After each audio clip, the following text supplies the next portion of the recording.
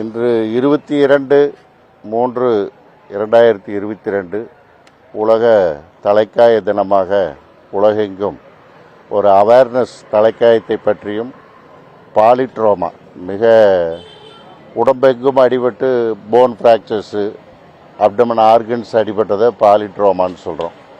அந்த வகையில் மக்களுக்கு விழிப்புணர்வு ஏற்படுத்துவதற்காக உலகெங்கும் இந்த தினம் அனுசரிக்கப்படுகிறது.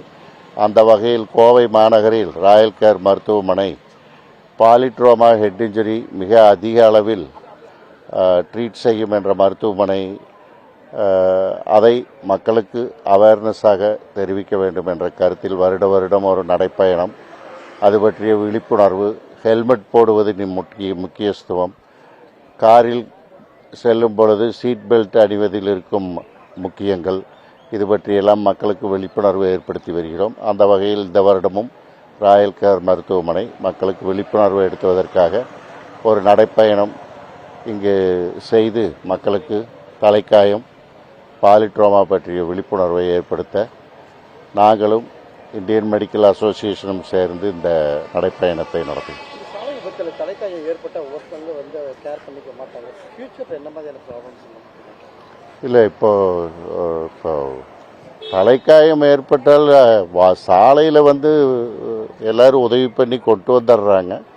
அப்புறம் 108 கடந்த 15-20 ஆண்டுகளாக வந்ததிலிருந்து இந்த ஃபர்ஸ்ட் ஹவர் இம்பார்ட்டண்ட், கோல்டன் ஹவர்னு சொல்கிறோம். 108 இருக்கிறதுனால மக்கள் சீக்கிரம் மருத்துவமனைக்கு வந்து சேர்ந்து விடுகிறார்.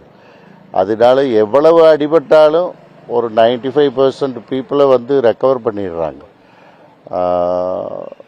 ஒரு 5% தான் அடிபடும் இடத்திலேயே அது வந்து ரொம்ப சீரியஸாக அடிபடுறது, அதை நாம் எதுவும் செய்வதற்கில்லை. மற்றபடி மருத்துவமனை வந்து சேரும் கால அவகாசம் வந்து மிகவும் குறைந்து விட்டது, குயிக்காக வந்துடுறாங்க. அதனால் recovery is a possibility. Recovery treatment முன்னேற்றங்களினாலும் மற்ற முன்னேற்றங்களினாலும் வந்தாலும் மிகப்பெரிய பொருட்செலவு ஏற்படுகிறது. அவங்க ரெக்கவர் ஆக வரைக்கும் 6 மாதங்கள் 1 வருடங்கள் ஆகிறது. ரீஹேபிலிட்டேஷன் ரொம்ப இம்பார்ட்டண்ட்டாக இருக்குது அவங்களுக்கு, மறுவாழ்வு. அதனால் தடுப்பது முக்கியம், சாலை விதிகளை கடைபிடிப்பது முக்கியம். ஒரு நோ பார்க்கிங் ஜோனில் நிறுத்தி டிராஃபிக் ஜாம் கிரியேட் பண்ணாமல் இருக்கணும். ஸ்பீட் லிமிட் இருக்கிற இடத்துல ஸ்பீட் லிமிட்டை அனுசரித்து செல்ல வேண்டும். ஒன்வேல செல்லக்கூடாது. மது அருந்தி வாகனம் ஓட்டக்கூடாது.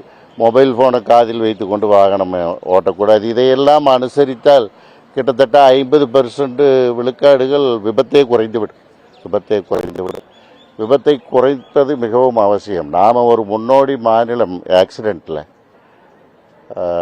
பெரிய ஆக்சிடெண்ட்ஸ் நடக்கிறதுல தமிழ்நாட்டிலும் அதிகம். அதை நாம் குறைப்பதற்கு முயற்சி செய்ய வேண்டும்.